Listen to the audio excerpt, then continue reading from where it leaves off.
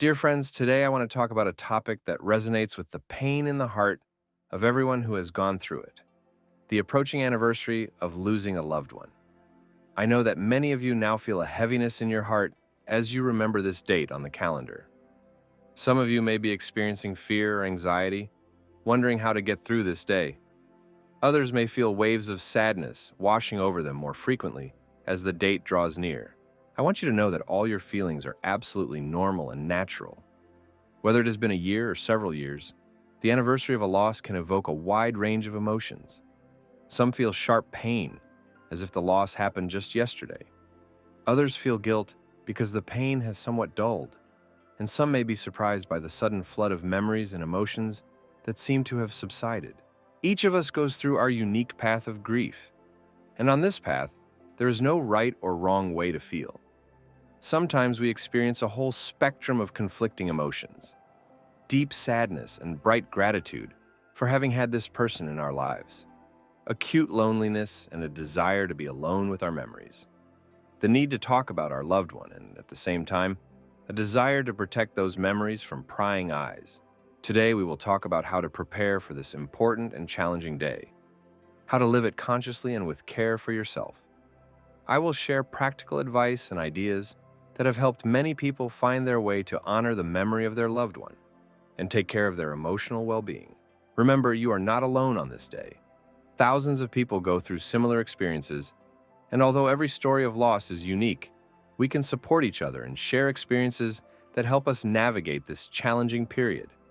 Let us reflect together on how to make the anniversary day not only a day of mourning, but also an opportunity to feel connected to those we love and remember. To begin, it is important to understand why the anniversary of a loss causes such a strong emotional response in our soul and body. It is not just a date on the calendar. It is a day that touches the deepest strings of our memory. Our brain is astonishingly designed. It stores not only the memories themselves, but also all the feelings, smells, and sounds associated with significant events in our lives. When a memorable date approaches, our body seems to tune in to a particular wave of memories. We may notice that weeks before the anniversary, we begin to react more intensely to ordinary things. For example, a familiar melody may suddenly bring tears, or a favorite perfume scent may unexpectedly transport us to the past. This is called body memory, and it is as natural as the changing of seasons. Many people note that even the most common habits may change in the run-up to the anniversary. Some notice that they sleep worse, or, on the contrary, feel the need to sleep more than usual. Others may experience changes in appetite or unexplained fatigue. All these are normal reactions of our nervous system, which remembers the stress experienced and tries to protect us. Interestingly, our memory acts as a kind of filter. It can suddenly highlight even the seemingly insignificant details of the past. You may find yourself recalling not only the last days with your loved one, but also some bright, joyful moments from the past. Or, conversely, memory may temporarily blur, as if protecting us from emotions that are too intense. During this period, unfinished conversations, unspoken words, and undone deeds may surface. This is also a natural part of the process of coping with loss. Our brain tries to rebuild the interrupted connection, to make sense of what happened. This is why many people feel a particularly strong need to talk about their loved one, recall stories from the past, or, conversely, spend time in silence with their thoughts. Understanding how our memory works and why our body reacts so sensitively to the approaching memorable date helps us be more attentive to ourselves. This knowledge allows us to prepare in advance for possible emotional surges and treat them with greater acceptance and care. Now let us talk about how to prepare for this important day. It is better to start preparing in advance, about 2 to 3 weeks ahead. This will give you the opportunity to calmly think about how you want to spend this day and avoid impulsive decisions driven by emotions. It is very important to decide in advance whether you want to spend this day alone or in the company of close people. There is no universally right choice. Trust your feelings. If you decide to be with someone, talk to these people in advance and share your wishes with them. Perhaps you will want to spend only part of the day together and another part alone with your thoughts. Think about how to organize the space around you. Perhaps you will want to create a cozy corner with photographs, light a candle, or put together an album of memorable items. Some people find comfort in preparing the favorite dishes of the deceased or listening to music associated with them. It is important that these actions bring you comfort, not additional pain. Take care of your physical condition in advance. On such days, we often forget about simple things: eating, drinking water, resting. Create a simple daily plan that includes time for meals and small breaks. It may be worth preparing something in advance or asking loved ones to help with household matters. It is especially important to plan how you will spend the morning of this day. Many people note that the first hours after waking up can be the most difficult. Perhaps a morning walk, meditation, or simply a cup of tea in silence will help you. Remember, you can change your plans at any moment. Flexibility is very important on such days. If you are working, think ahead about whether you want to take a day off or, on the contrary, prefer to stay occupied with familiar tasks. There is no wrong decision. For some people, work helps structure the day and distract them, while others need time for solitude and reflection. If you decide to go to work, it might be worth informing your colleagues about the significance of this date for you so they can be understanding and considerate. On this special day, there are many ways to honor the memory of a loved one, and everyone can find what resonates most with their feelings and memories. Some people create their own personal rituals that help them feel connected to the deceased and express their love and gratitude. One of the most natural ways can be visiting meaningful places. This could be not only the place of burial, but also a favorite park of your loved one, a cafe you often visited together, or a place where something significant happened for both of you. Some people bring flowers, while others simply spend time there, immersing themselves in memories or mentally talking to their loved one. Creative expression of feelings can be a wonderful way to spend this day. Some people write letters, poems, or simply record their memories in a diary. Others create photo albums, draw, or engage in crafts, creating something in memory of their loved one. For example, you could make a commemorative album, a photo collage, or put together a small display of favorite items. Many find comfort in doing something kind in memory of their loved one. This could be a charitable donation to a foundation related to the cause of the loved one's death, or helping those whom your loved one always sought to support during their lifetime. Some plant a tree, create a commemorative bench in a park, or establish a small scholarship in their name. Shared memories can also become an important part of this day. You can gather close friends and family to share stories about the person who has passed away, recalling what they were like, the moments that stood out, and the lessons they taught us. Such gatherings often help us see how diverse and multifaceted our loved one was and discover new stories about them. Some people find solace in continuing a project their loved one started or fulfilling their dream. It might be something quite small, like caring for their favorite flowers or visiting someone they always worried about, or something larger, like completing a project they began or achieving something they dreamed of but didn't have time to do. It's important to understand that on the anniversary of a loss, a wide range of emotions may arise, and it's essential to be prepared for this. Difficult emotions are a natural part of grief, and we have different ways to cope with them without letting them overwhelm us completely. If you feel that your emotions are becoming too intense, remember simple grounding techniques. You can focus on your breathing. Just observe the air as it comes in and out. Or pay attention to what is around you right now. Name 5 objects you can see, 4 sounds you can hear, and 3 things you can touch. This helps bring you back to the present moment when memories become too painful. Physical activity helps many people. Even a simple walk can provide relief. Movement helps our bodies cope with tension and anxiety. If you feel the need to release your emotions, don't hold back. You can cry, scream into a pillow, or express your feelings through active movement. Sometimes on such days, unexpected triggers, scents, sounds, or overheard phrases can catch us off guard.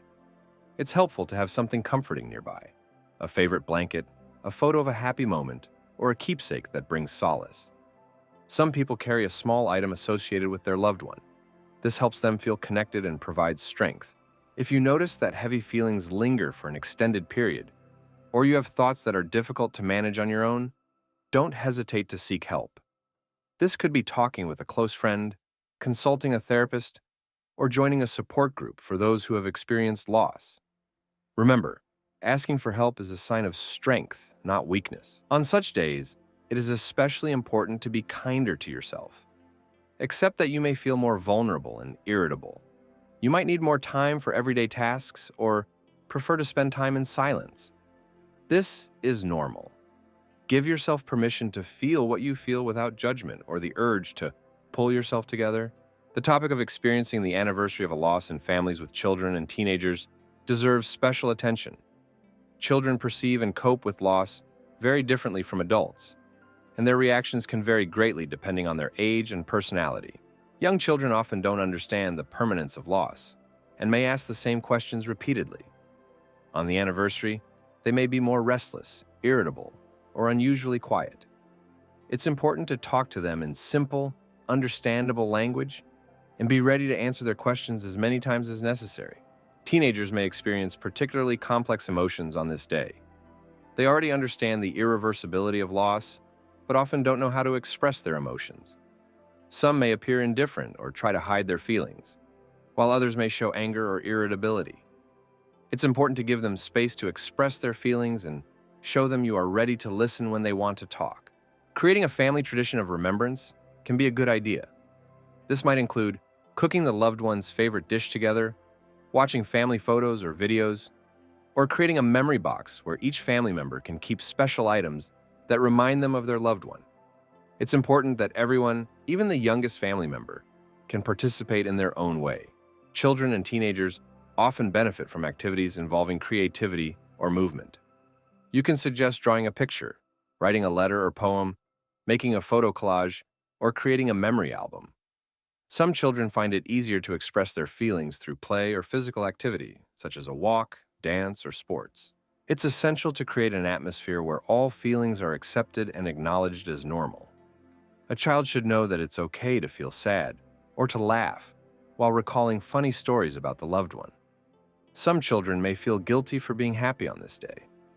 It's important to explain that joyful memories are also a way to honor the memory of a loved one.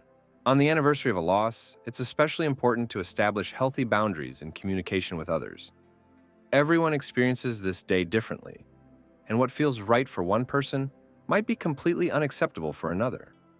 That's why it's so important to learn to openly express your needs. If you feel the need to be alone, tell your loved ones. You can do this gently but clearly.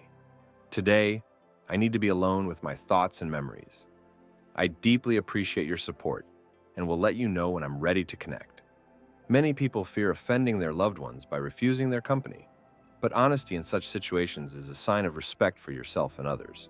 The opposite situation may also occur when people avoid discussing the deceased, thinking they are protecting you from painful memories.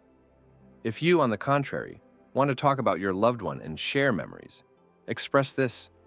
You can simply say, "I'd like to share some stories about him, her. It helps me feel connected and keep the memory alive." Some people on this day might give unsolicited advice or say things like, "It's time to move on," or "Time heals all wounds." It's important to remember that you don't have to meet anyone else's expectations of how to properly grieve. You can calmly say, "I know you mean well, but right now I just need to be with my feelings." If you are at work or in another public place, you can inform a few trusted people in advance about the significance of this date. This will help them be more understanding and, if necessary, explain your state to others. Don't hesitate to take short breaks if you feel the need to be alone or to process your emotions. Remember that you can change your decision throughout the day. In the morning, you might feel like being alone, but by evening, you may want the company of loved ones, or vice versa. It is important to listen to yourself and honestly express your wishes and boundaries. People who truly care about you will understand and support your choice. In conclusion, I want to speak about the most important thing, the path to healing that each of us must walk. The anniversary of a loss is not just a date of mourning. It is an opportunity to reflect on how our connection with the departed evolves, how our pain transforms, and how we learn to move forward while keeping the memory of our loved one in our hearts. Each year, this day can feel different. On the first anniversary, the pain might be especially sharp, as if everything happened just yesterday. But gradually, something else begins to blend with the sadness. Bright memories, gratitude for the moments shared, and the realization of how much that person gave us and taught us. Some people notice that, over time, the anniversary becomes not only a day of mourning, but also a day of special connection with the departed. It becomes possible not only to grieve the loss, but also to celebrate the love that was and still is in our lives. After all, love does not die. It simply takes on a new form and becomes a part of who we are. It is important to remember that there is no set timeline for getting over a loss. Everyone has their own pace, their own path, and their own way of preserving the memory of a loved one. Some may feel a sense of relief after just a year, while others may need many years to learn how to live with the loss. And that is okay. Our feelings are not governed by a calendar. Healing does not mean forgetting.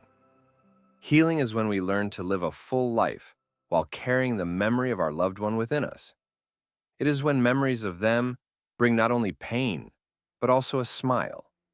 It is when we can share their stories with others, pass on their wisdom, and continue their good deeds. Remember that you are not alone on this journey.